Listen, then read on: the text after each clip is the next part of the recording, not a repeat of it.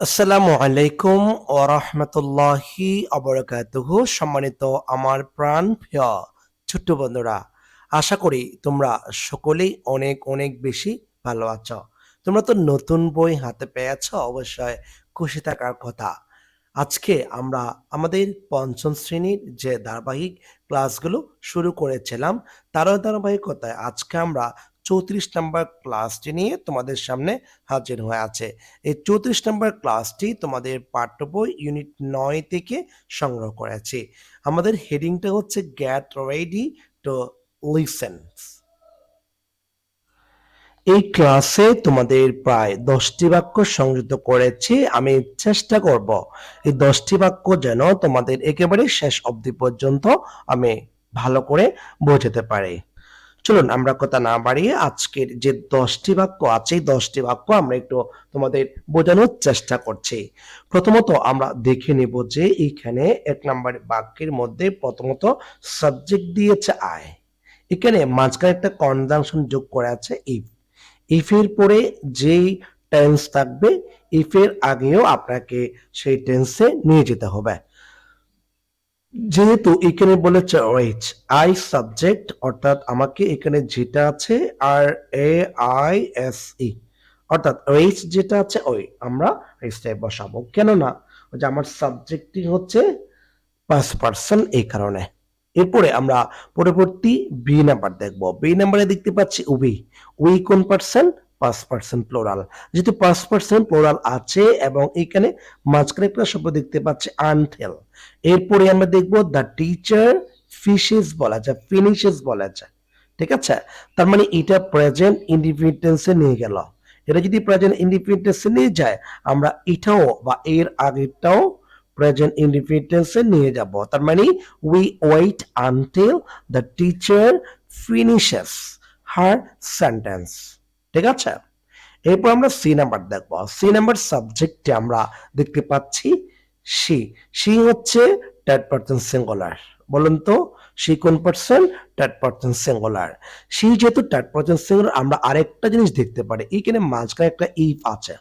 ইফের পরে কোন টেন্সে গেল আপনাকে দেখতে হবে। যেমন এখানে কি আছে? উই আছে, তারপর আর আছে। আর তো প্রেজেন্ট টেন্সে থাকে। ঠিক আছে? যেহেতু প্রেজেন্ট টেন্স আছে, আমরা এখানেও প্রেজেন্ট টেন্স বসাবো। আর প্রেজেন্ট টেন্সে জানি কি সাবজেক্ট যদি থার্ড পারসন সিঙ্গুলার হয়, তাহলে মূল ভার্বের শেষে তো আমাকে কি যোগ করতে হবে? অবশ্যই এস যোগ করতে হবে। তার মানে আমরা ভার্বের সাথে এস যোগ করে দিলাম, কারণ আমার সাবজেক্টই থার্ড পারসন সিঙ্গুলার, এই জন্য। এরপর আমরা ডি নাম্বার দেখব। ডি নাম্বারে আমরা দেখতে পাচ্ছি যে উই আছে, আমরা উই যেটা আছে সেটা দেখলাম সাবজেক্ট। তারপর we dash together yes teacher, এখানে একটা শব্দ দিয়েছে আনসার। হ্যাঁ, আমার সাবজেক্ট যেহেতু ফার্স্ট পারসন প্লুরাল, সেক্ষেত্রে আমরা কখনো এই আনসারের সাথে এস বা ইএস যোগ করতে পারবো না। কেননা আমার সাবজেক্টটি প্লুরাল বা এবং সেটি ফার্স্ট পারসনে আছে। এস বা ইএস যোগ করতে কখন? যখন সাবজেক্টটি থার্ড পারসন সিঙ্গুলার হবে, তখনই। তার মানে এখানে যেটি আছে A N S W E R, এভাবে বসাবো উই আনসার, বা এটার সাথে আমরা কখনো এস যোগ করতে পারবো না। আশা করি আমরা ক্লাসটি বুঝতে পেরেছি। এরপর আমরা পরবর্তী ই নাম্বার দেখব। এই নাম্বারে আমরা দেখতে পাচ্ছি গুড লিসেনিং। ঠিক আছে? গুড লিসেনিং মানে শ্রবণ শক্তি ভালো, এটা বোঝাচ্ছে। তার মানে এখানে কি আছে? মেক আছে। তো আমরা এটা তো সাবজেক্টই, ঠিক আছে? তো আমার সাবজেক্ট কিন্তু থার্ড পারসন সিঙ্গুলার। হ্যাঁ, তো সাবজেক্ট যদি থার্ড পারসন সিঙ্গুলার নাম্বার হয়, তাহলে এই মূল ভার্বের শেষে কোন টেন্স হবে বা ভার্বে কিভাবে বসাবো আমরা? যে এস বা ইএস যোগ করব। আমি তো তোমাদেরকে আগেই বলেছিলাম যে সাবজেক্টে বা কখনো কোনো সময় কোন একটা ভার্বের সাথে যদি ই যোগ থাকে, ওটার সাথে আমরা কখনো আর ইএস যোগ করতে পারবো না। কি যোগ করব? এস যোগ করব। তার মানে আমরা এখানে একটা এস যোগ করে দিব, কেননা আমার সাবজেক্টটি থার্ড পারসন সিঙ্গুলার, এই জন্য মূল ভার্বের শেষে আমরা এস যোগ করলাম।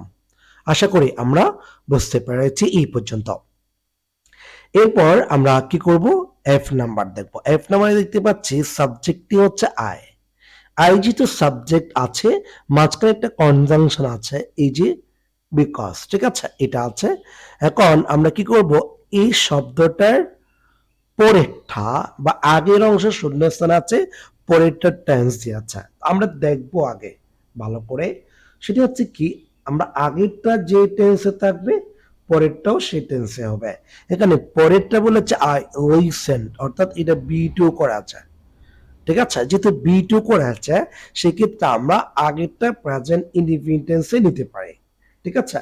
তো প্রেজেন্ট ইনডিফিনিট টেন্স যদি নিতে চাই আমরা কি করব, এই যে এখানে রিমেম্বার আছে, ওই রিমেম্বারে আমরা বসাবো। তার মানে I remember the lesson because I listened well. এরপর আমরা জি নাম্বার দেখবো। জি নাম্বার দেখতে পাচ্ছি the bell well. The bell হচ্ছে থার্ড পারসন সিঙ্গুলার, ঠিক আছে। থার্ড পারসন সিঙ্গুলার যেহেতু আছে আমরা এখানে কি করব, এখানে যেটা রিং আছে আমরা দেখতে পাচ্ছি মাঝখানে একটা ভার্ব দেখতে পাচ্ছি, ভার্বের পরে সাবজেক্টের পরে ভার্বের প্রেজেন্ট ফর্ম দেখতে পাচ্ছি। যেহেতু প্রেজেন্ট ফর্ম আছে তাহলে আমাকে এইখানেও প্রেজেন্ট টেন্সে নিতে হবে। আর প্রেজেন্ট টেন্সে নিতে গেলে আমাকে কি যোগ করতে হবে, সাবজেক্ট যেহেতু থার্ড পারসন সিঙ্গুলার তাহলে ভার্বের সাথে অবশ্যই আমাকে এস যোগ করতে হবে। এরপর আমরা এইচ নাম্বার দেখবো। এইচ নাম্বারে আমার সাবজেক্ট হচ্ছে উই কোন পারসন, ফার্স্ট পারসন প্লুরাল। সেক্ষেত্রে আমরা কি করব, এখানে যেটা ট্যাং আছে ওই ট্যাং যেভাবে আছে আমরা সেভাবেই বসিয়ে দেব। আমরা এই শব্দের সাথে কখনো এস বা ইএস যোগ করতে পারবো না। এরপর আমরা আই নাম্বার দেখবো। আই নাম্বার দেখতে পাচ্ছি লার্নিং। একটা জিনিস মনে রাখবেন, সেটা হচ্ছে ভার্বের সাথে যদি কখনো আইএনজি যোগ হয় সেটি কিন্তু নাউনে পরিণত হয়, অর্থাৎ এটি এখন কি হয়ে গেছে, নাউন হয়ে গেছে। আর এরকম যদি কখনো ভার্বের সাথে আইএনজি যুক্ত কখনো সাবজেক্টের জায়গায় থাকে আমরা ভার্বটি সর্বদা সিঙ্গুলার ফর্ম বসাবো। অর্থাৎ এখানে যেটা বিগিন আছে আমরা এই বিগিনটা এখানে বসানোর সময় একটা এস যোগ করব, কেননা আমার সাবজেক্টটি থার্ড পারসন সিঙ্গুলার, এই জন্য। এরপর আমরা সর্বশেষ যে বাক্য আছে এই বাক্যটা আমরা দেখে নিচ্ছি। সাবজেক্ট আছে আই, এরপর আমরা এখানে দেখতে পাচ্ছি একটা শব্দ দিয়েছে লাভ, ঠিক আছে। তো আমরা আই এর পরে ভার্বটি সর্বদা প্রেজেন্ট ফর্মে বসে, কেননা আই হচ্ছে ফার্স্ট পারসন। ভার্বের সাথে এস বা ইএস যোগ করতে হয় কখন, যখন আপনার সাবজেক্টটি থার্ড পারসন সিঙ্গুলার হয়, তখন আপনি বসাতে পারবেন, অন্য কোথাও না। আশা করি আমরা ক্লাসটি বুঝতে পেরেছি। পরবর্তী ক্লাসটি খুব শীঘ্রই হাজির হচ্ছি। সেই পর্যন্ত সবাই ভালো থাকবে, সুস্থ থাকবে। আসসালামু আলাইকুম ওয়া রাহমাতুল্লাহ।